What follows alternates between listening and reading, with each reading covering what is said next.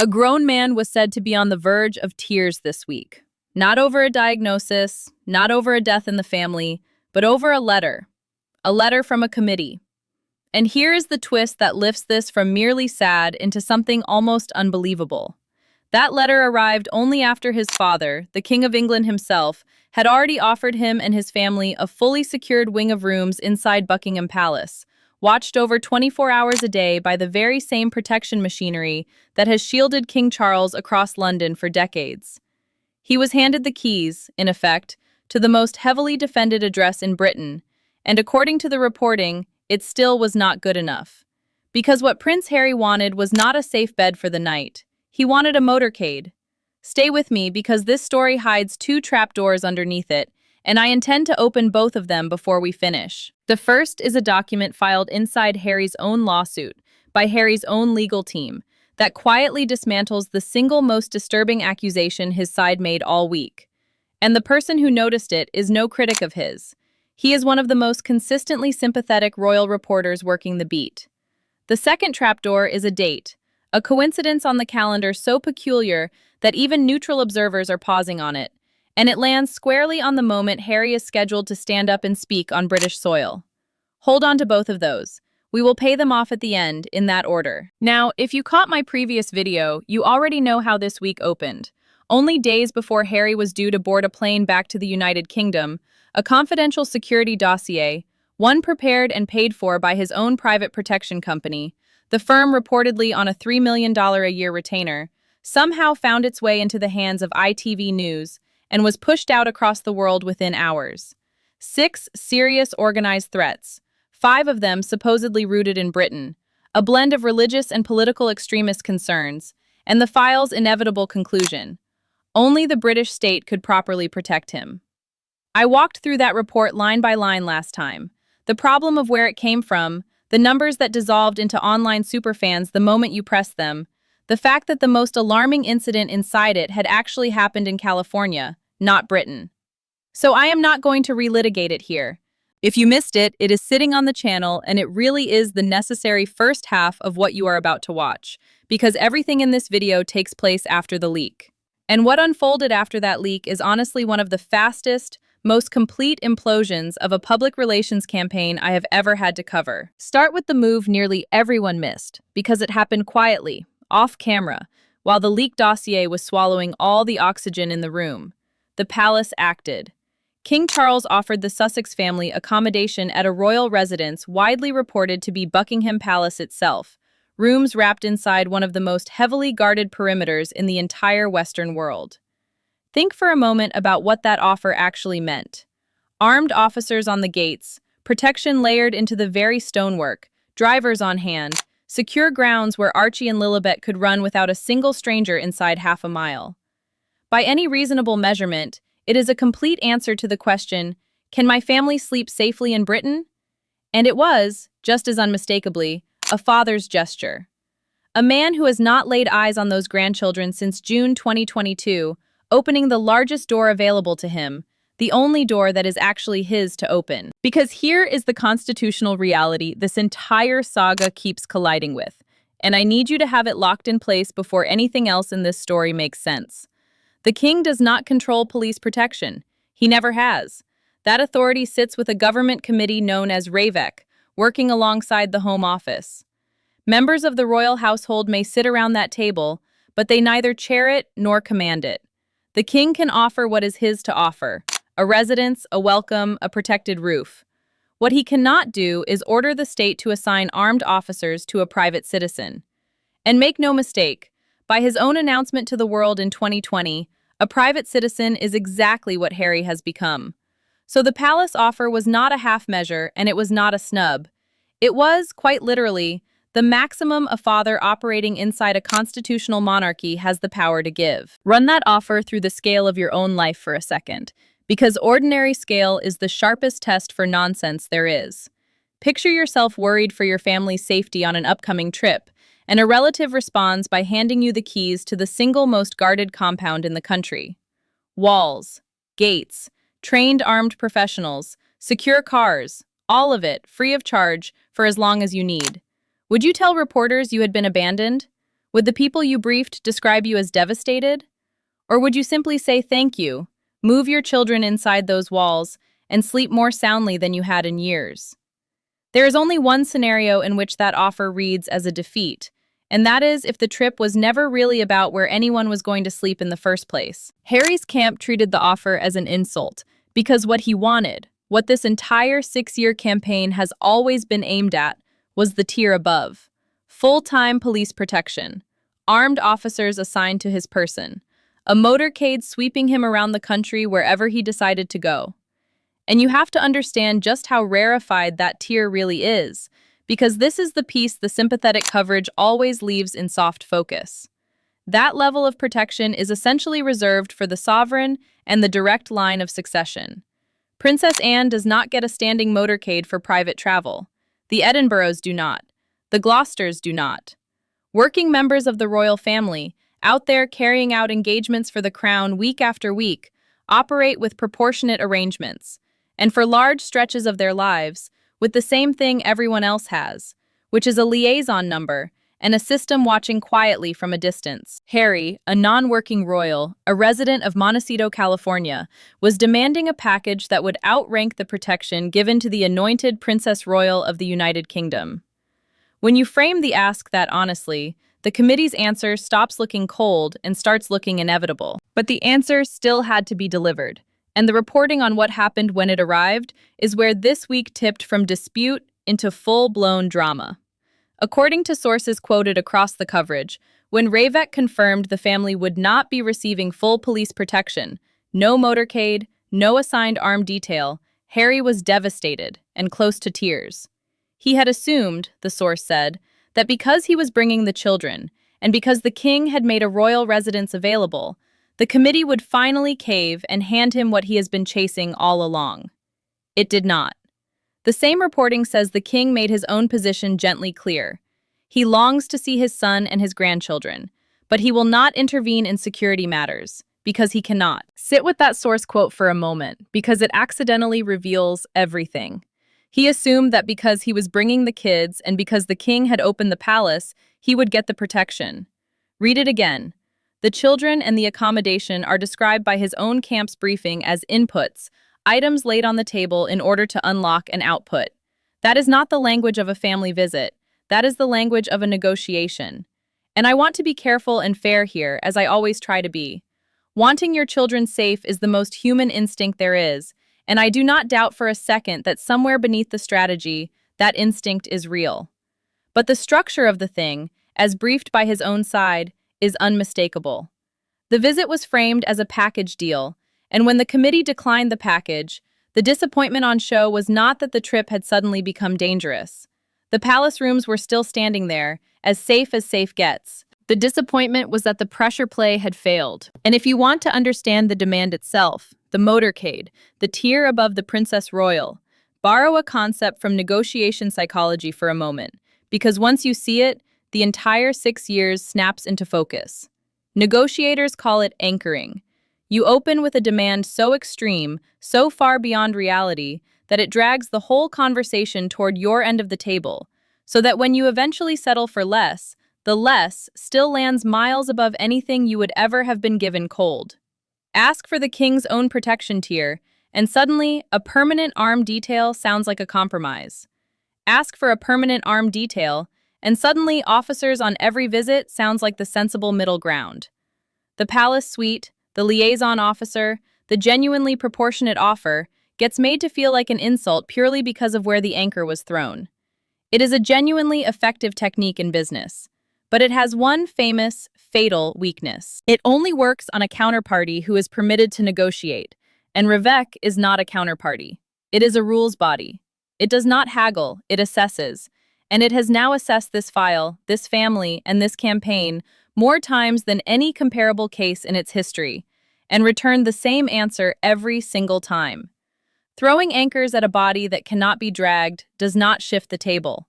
It just fills the water with iron, and after 6 years, the iron is all anyone can see. And that is when the briefing started spilling out, and the picture they painted, presumably with his camp's blessing, was stranger than anything his critics could have dreamed up.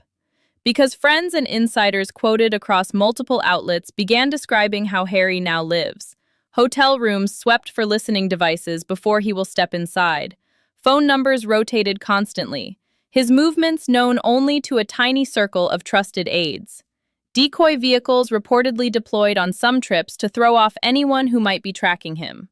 One insider described a heightened state of vigilance. Another said every plan now begins from the worst-case scenario as a default, the working assumption being that someone is watching, someone is listening, someone already knows exactly where he is. Now, I am going to do something here the rest of the coverage has refused to do, and it matters to me that you hear it. I am not going to play doctor. A great deal of commentary this week reached straight for clinical vocabulary about this man, and I think that is lazy. I think it is cruel. And frankly, I think it lets him off the hook, because it turns a story about choices into a story about symptoms. I cannot see inside Prince Harry's head. Neither can the people flinging diagnoses around a comment section. What I can do, what you and I are entitled to do, is take the picture his own camp has painted and test it for consistency. Because feelings are private, but behavior is public, and the behavior simply does not add up. Keep that thought, because the campaign was about to escalate again, and this time it went somewhere genuinely dark. Not satisfied with briefing disappointment, the Sussex side began briefing accusation.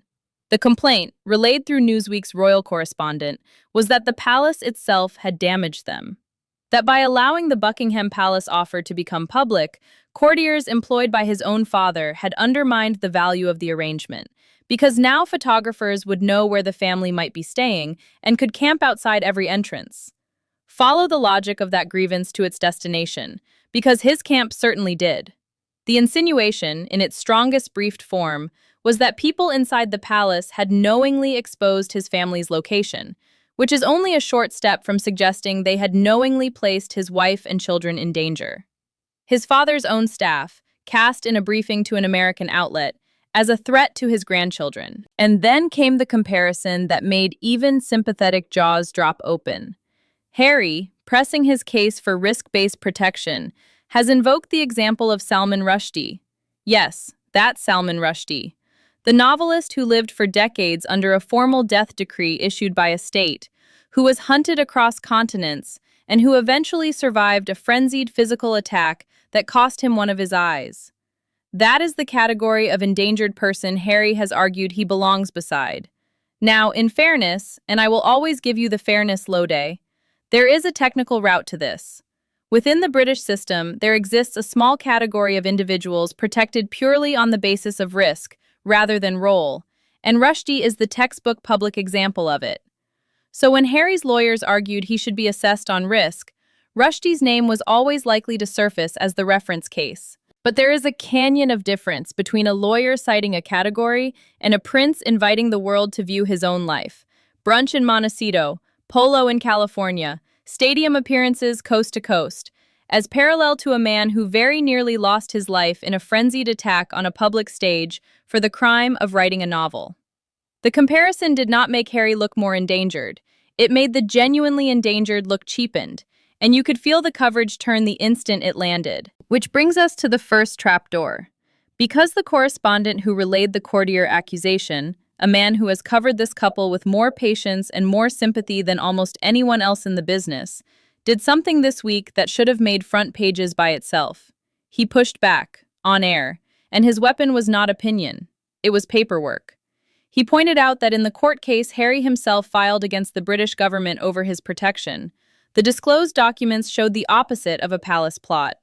They showed members of the royal household actively advocating for Harry to keep his protection, in writing, arguing his corner inside the system, on paper that eventually ended up in front of a judge.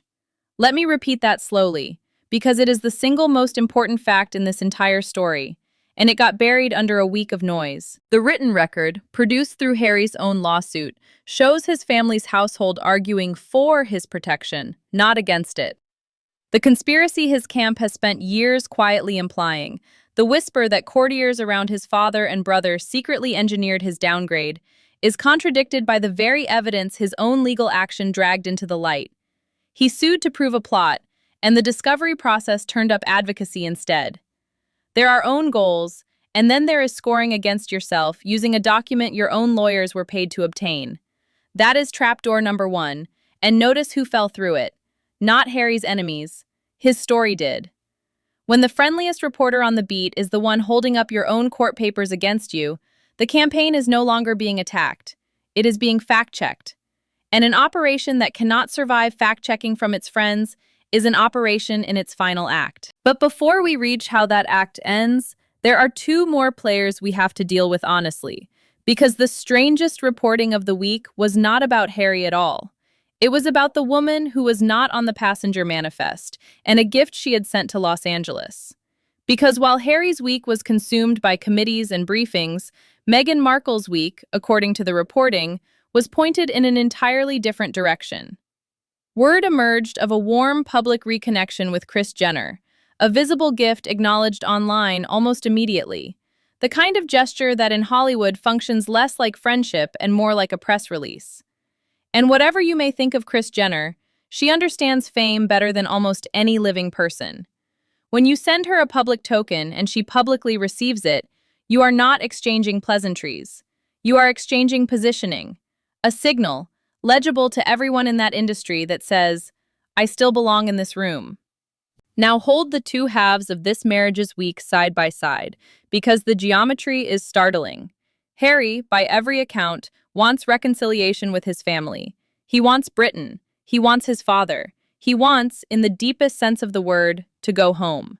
And in the very week he is fighting badly for a bridge back to Windsor, his wife is publicly reinforcing an entirely different bridge, the one that leads to Los Angeles, to cameras, to brand deals, to the celebrity machinery that made his family wary of her in the first place.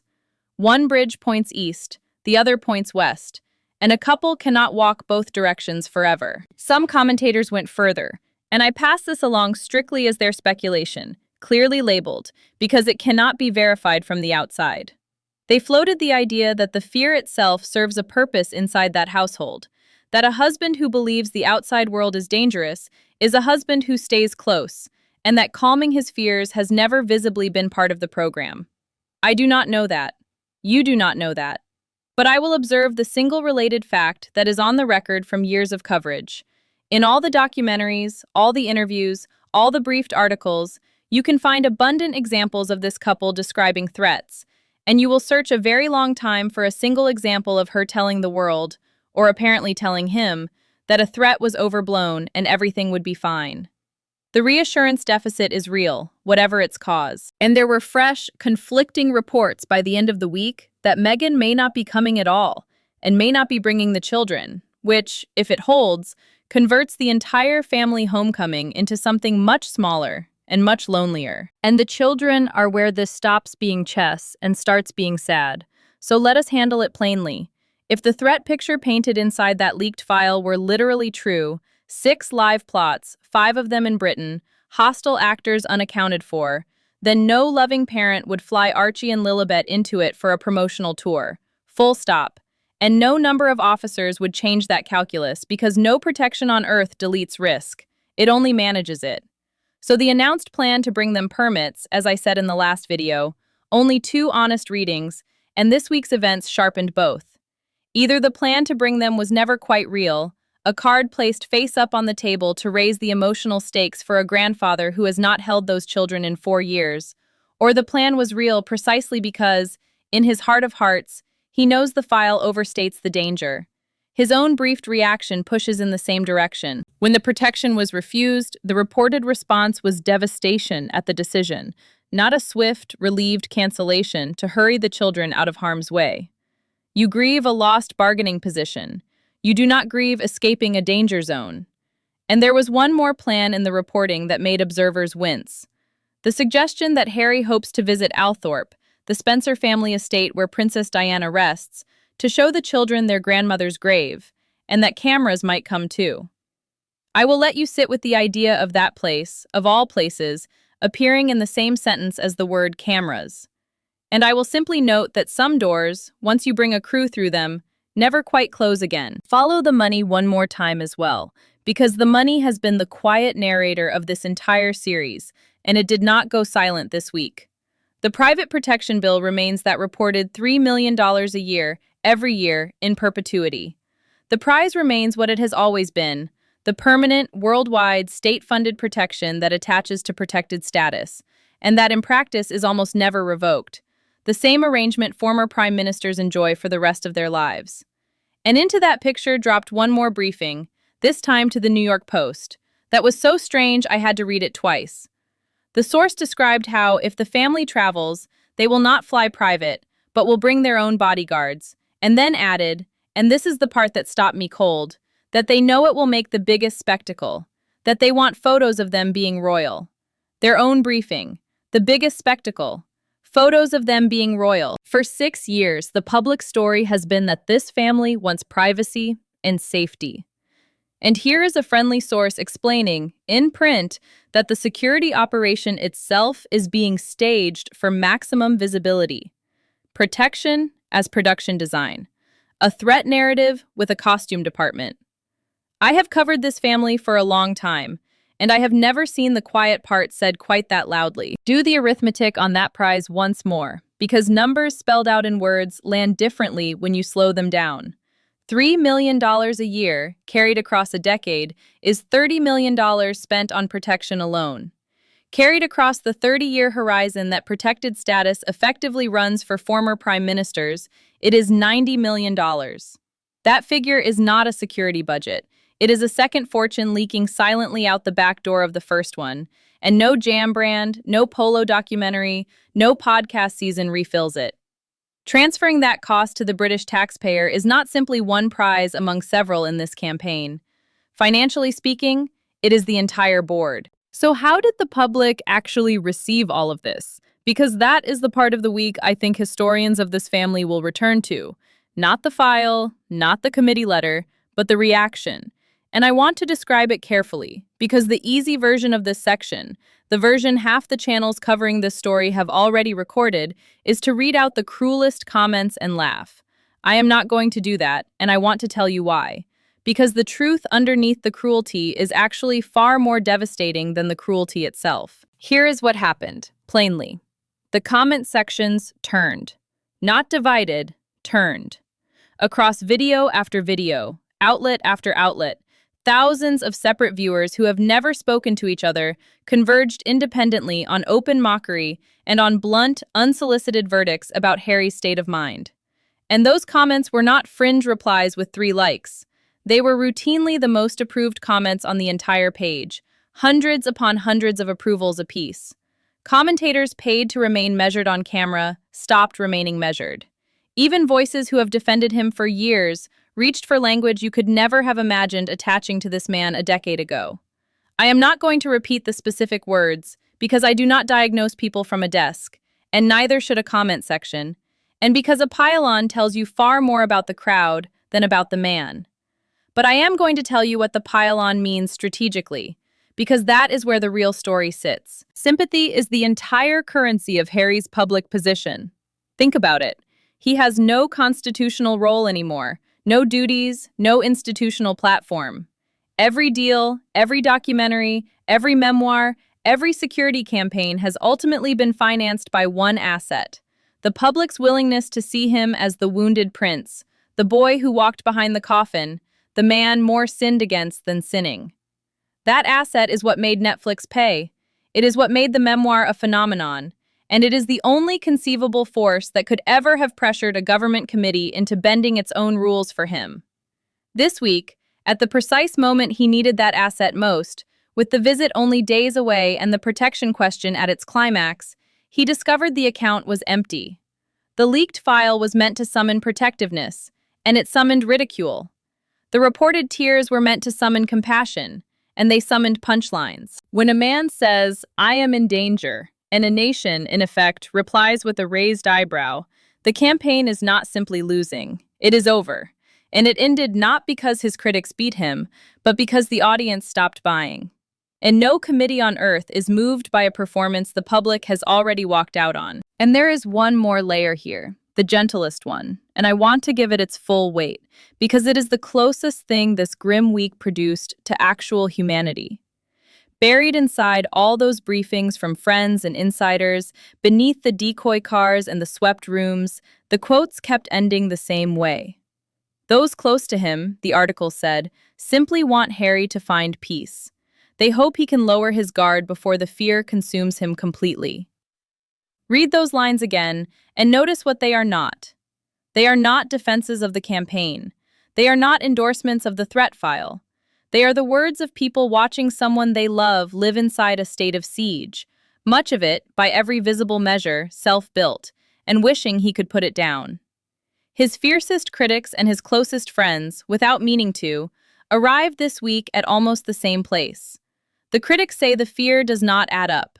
The friends say the fear is eating him alive. Both can be true at the same time. And if they are, then the real tragedy of this week is not that a committee said no. It is that the palace rooms, the guarded walls, the grandfather waiting inside them, were the piece sitting right there, pre-approved, keys in the door, and the campaign could not allow itself to simply say yes and walk in. Step back and count the constituencies this single week managed to alienate, because I do not think any 7 days in this entire saga has burned so much, so fast, across so many fronts at once. The government committee, publicly second-guessed by a leaked file aimed straight at its own deliberations. The palace staff, briefed against by function and role, accused in an American outlet of endangering children they have spent careers protecting. The genuinely threatened, from authors under real decrees to public servants under real watch, who watched their category claimed by a man with a palace on standby.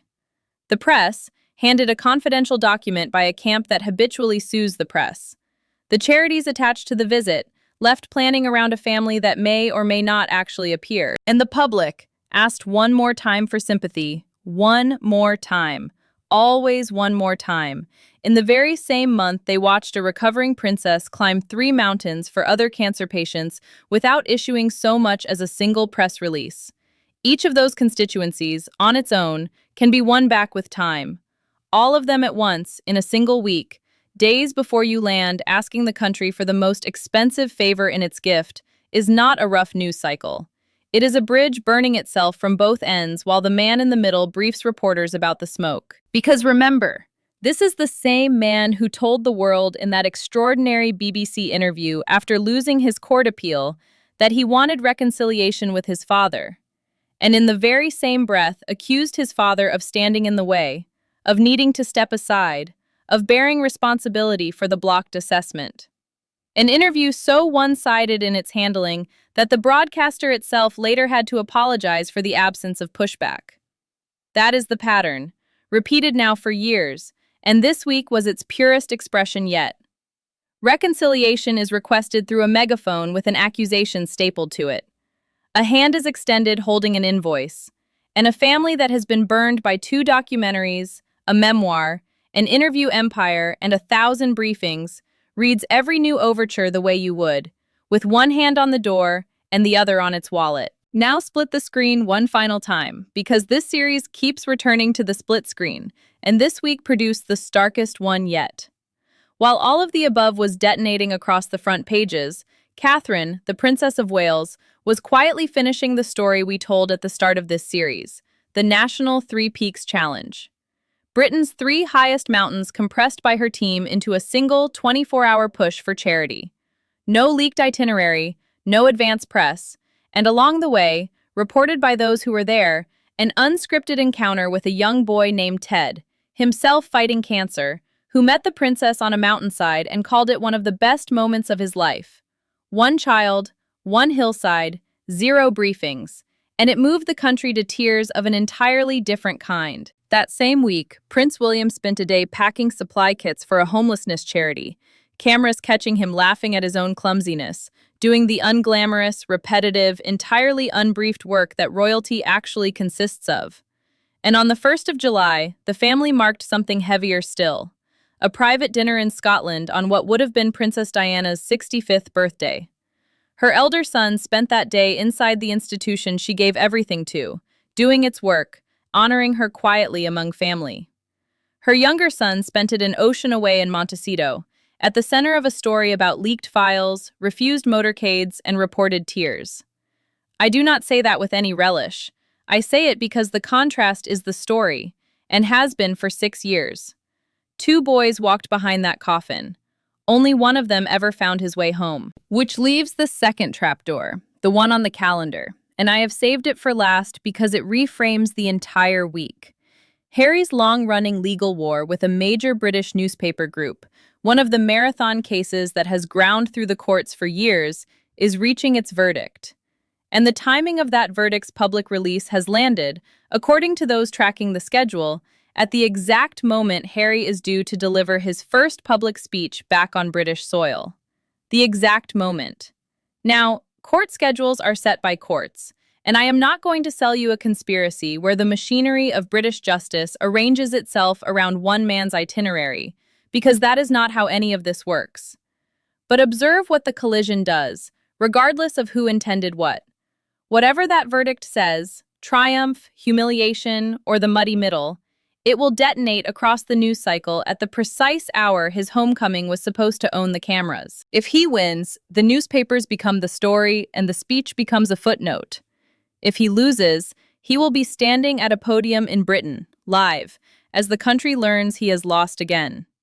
Either way, the one thing his team has always craved, a clean, controlled, single-message moment on British soil, was structurally impossible from the day the visit was placed on the calendar.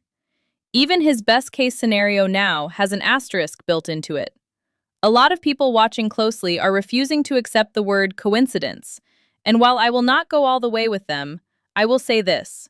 For a man who believes the universe of British institutions is arrayed against him, the calendar this month is confirming his darkest suspicions for him, free of charge. So let us build the final ledger, because this series has always closed with the accounts, and this week's accounts are brutal in their symmetry. Write 2 columns. In the first column, what was offered? A protected suite inside Buckingham Palace, the most defended civilian address in the kingdom. Round-the-clock security within its walls. Drivers. A grandfather undergoing treatment, by every report in genuinely improving health and genuinely hopeful, waiting to meet grandchildren he has not embraced in 4 years. A liaison officer's direct line for everything beyond the gates. And the quiet standing option that has been available all along. The unannounced private visit, the Balmoral route. No cameras, no crowds, no risk profile at all. In the second column, what was demanded? A motorcade. Armed officers assigned full-time to a private resident of California. A protection tier outranking the Princess Royal. Permanent status worldwide, in perpetuity, at public expense. Now look at the 2 columns and answer honestly. If safety were the goal, which column delivers it? The first one. Completely. Instantly. It is not close. The first column is safety. The second column is standing. And a man who rejects guaranteed safety because it arrives without standing has told you more clearly than any leaked file ever could which of the 2 he was actually negotiating for. Time to close every loop, in order, as always. Trapdoor 1. The paperwork. The darkest accusation of the week, that courtiers around his own father exposed his family and worked against his protection, was answered not by a palace statement, but by disclosure from Harry's own lawsuit, highlighted by the friendliest correspondent on the beat, showing household members advocating in writing for him to keep his protection.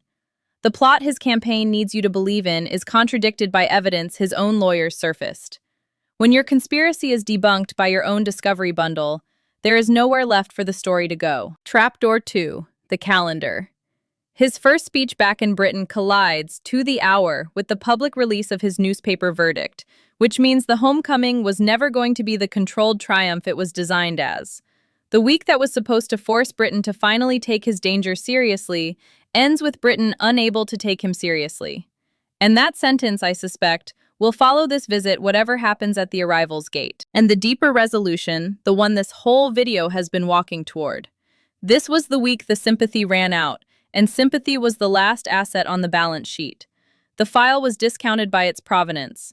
The tears were discounted by the palace room sitting empty and available. The accusation was discounted by his own paperwork. The spectacle was confessed to in his own camp's briefing. Every instrument this campaign has ever played was played this week at maximum volume simultaneously. And for the first time in 6 years, the audience heard the whole orchestra at once and recognized the tune. It was never a hymn about safety, it was an anthem about status. And the United Kingdom, from its government committee down to its comment sections, finally, unmistakably, declined to sing along. Here is the last image I will leave you with. Somewhere inside Buckingham Palace this week, there is a suite of rooms with fresh linen and armed men outside the windows, prepared for a family that may never arrive. Down the corridor, a king in recovering health keeps a door open that he is too constitutionally careful to say out loud he is desperate to see walked through. The safest place in Britain is holding a welcome, and 5,000 miles away, the man it was prepared for is briefing reporters about decoy cars. That is not a security crisis. That is a homesickness so proud it would rather be a hostage negotiation. And the saddest part, the part I genuinely hope he hears one day, is that the ransom was paid before he ever asked. All he has ever had to do is land and knock. The plane or the silence comes within days. Either Harry walks through that palace door, or the empty suite becomes the most eloquent room in Britain. I will be covering the landing, the speech, and that verdict the moment they break. And after this week, believe me, you do not want to hear it from anyone else first. Stay close.